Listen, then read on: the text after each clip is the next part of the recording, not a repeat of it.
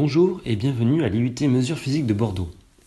Nous sommes des étudiants en première année qui avons élaboré un projet peu commun, le projet ALPIUT. Nous sommes un groupe de 13 étudiants qui participons à ce projet, tutorés par des étudiants de licence professionnelle et par notre responsable de projet, Pascal Pouchard, passionné d'alpinisme et ancien membre du club alpin français. À ce titre, l'Ascension demande un entraînement sportif hebdomadaire pour assurer la bonne condition du groupe, ainsi qu'un travail en parallèle de recherche scientifique sur les nombreux domaines que nous allons côtoyer lors de ce projet. Nous organisons, dans le cadre de notre formation, l'ascension de l'aiguille de la Bérengère, sommet massif du Mont Blanc situé dans les Alpes sur la frontière franco-suisse, afin de réaliser plusieurs types de mesures. Tout d'abord, nous faisons face à un défi organisationnel. Nous avons au départ établi un échéancier ainsi qu'un planning des tâches à effectuer pour la gestion matérielle, financière et l'ascension en elle-même. Pour à la fois rendre compte de nos travaux et recevoir divers conseils et indications, nous nous sommes réunis régulièrement avec nos tuteurs. Parlons maintenant du défi scientifique.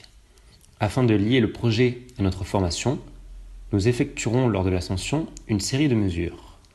Nous avons donc auparavant constitué une liste des appareils nécessaires, ainsi qu'une étude précise de chacun d'entre eux, comme par exemple un luxmètre, un polarimètre ou un oxymètre. Après avoir réalisé ces nombreuses études, nous avons dû nous procurer tout ce matériel qui peut parfois se révéler coûteux. Ainsi, nous avons pu collaborer avec des techniciens au sein du département mesures physiques pour se munir du matériel nécessaire, tel que le capteur cardiaque que vous pouvez voir.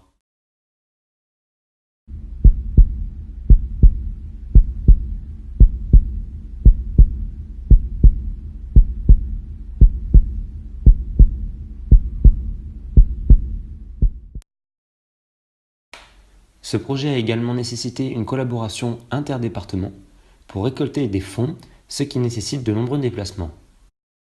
Pour récolter de l'argent, nous avons organisé un pot commun et des ventes de gâteaux.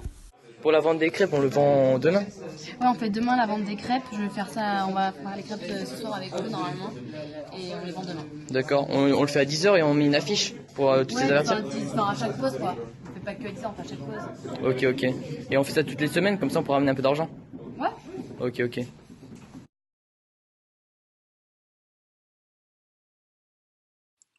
Le vendredi 16 juin, nous avons eu rendez-vous à 5h du matin à l'IUT pour pouvoir nous rendre à Chamonix, qui se trouvait à 8 heures de route.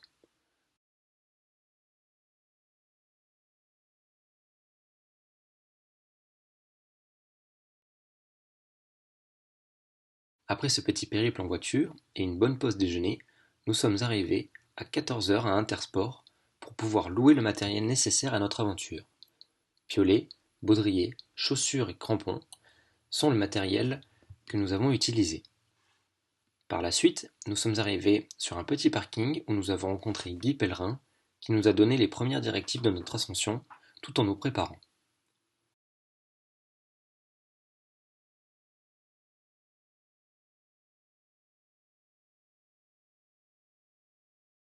Nous voilà fin prêt. Notre ascension commença par une randonnée de 2 heures au sein de la forêt pour rejoindre le refuge de Trait-la-Tête. Pendant cette montée, nous avons pu constater de légères difficultés sous une intense chaleur.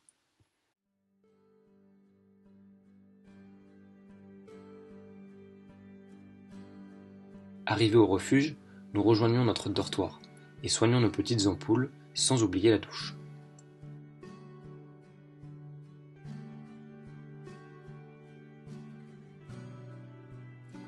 À 19h, nous avions rendez-vous pour le repas qui était très nutritif pour reprendre ainsi des forces. À la suite de ce repas, le guide nous a donné son débrief de la montée et nous a expliqué les règles à suivre pour l'ascension du refuge des conscrits. Pour finir la journée, nous avons étudié les résultats de l'oxymètre et du capteur cardiaque que nous avons utilisés pendant notre montée.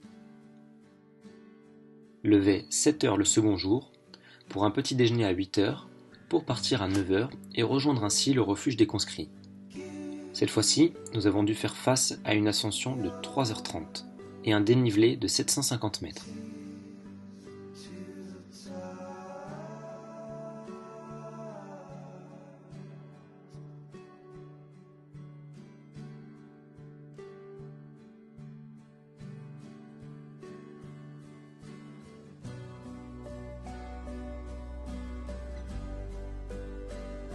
Des difficultés se sont ajoutées, telles l'apparition d'escalades de roches ou un pont de singe.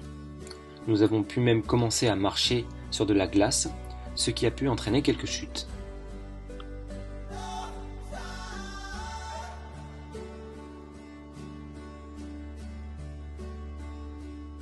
Quand nous sommes arrivés au conscrit, nous avons pu dîner et nous reposer un peu avant d'avoir un cours du guide sur l'encordement. Tout d'abord, nous avons sélectionné les cordées, dont des cordées autonomes. Ensuite, nous avons appris à faire des nœuds de 8 et des queues de vache pour bien nous encorder. Pour terminer, nous avons un peu marché avec pour bien comprendre le fonctionnement d'une cordée. Le lendemain, réveil dans la nuit à 3h30 pour l'ascension du pic de la Bérengère. Après plus d'une heure d'ascension, armés de nos crampons et de nos baudriers, nous voilà enfin au sommet.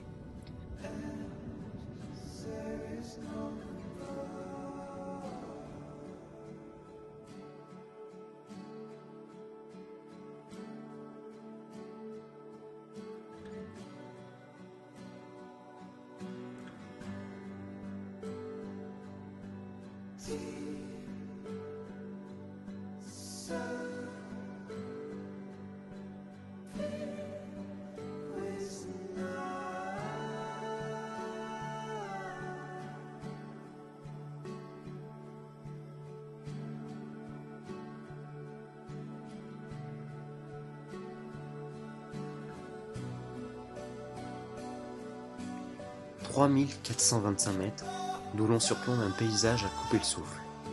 La vue est incroyable et le groupe fier du défi qu'il a relevé. Malgré notre émotion, nous n'avons pas laissé de côté le projet scientifique. La différence d'oxygène se fait ressentir pour chaque membre du groupe, ce que l'oxymètre ne manque pas de révéler. L'altimètre nous confirme une altitude de 3423 mètres et un dénivelé cumulé en 3 jours de 5000 mètres. Le guide de notre expédition, Guy Pellerin, nous fait remarquer avec attention une disparition évidente et progressive des neiges éternelles. Les conséquences sont terribles et nous prêtent évidemment à réfléchir sur les actes environnementaux de chacun.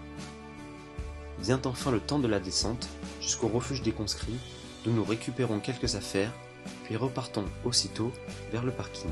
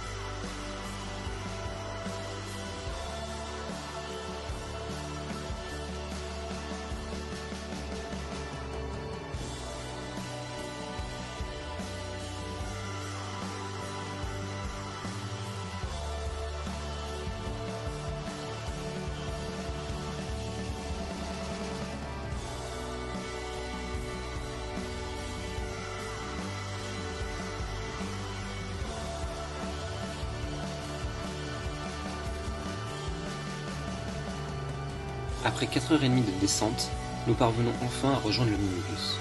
Malgré une fatigue conséquente, nous gardons toujours en tête les images au sommet. Le projet fut riche à la fois sur le plan humain, scientifique, sportif et moral. De par cette ascension, le groupe a repoussé une limite personnelle et garde en mémoire une expérience à couper le souffle.